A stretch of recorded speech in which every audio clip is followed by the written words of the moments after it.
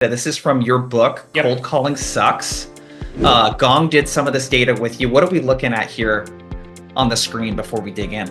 Yes, the book's called Cold Calling Sucks, and that's why it works. And one of the first things that we did in writing the book was we said we had to figure out, like, is cold calling actually worth it nowadays? And the way that we answered that question was we partnered with Gong to analyze over 300 million cold calls across their entire customer base.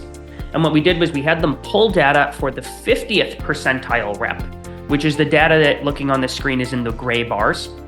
And then we had them pull data for the 75th percentile rep. So not like the best rep in the world, not the Waseems of the world, not the Jason Bays, maybe more like the Knicks, the people that were like, they were pretty good.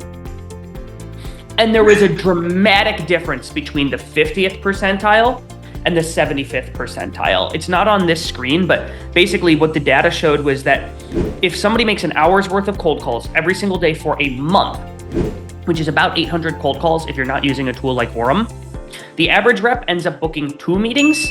The top quartile rep ends up booking 18 meetings because they are so much more skilled. And then the data also showed that when you cold call, it actually doubles your cold email reply rate because your calls draw attention to your emails.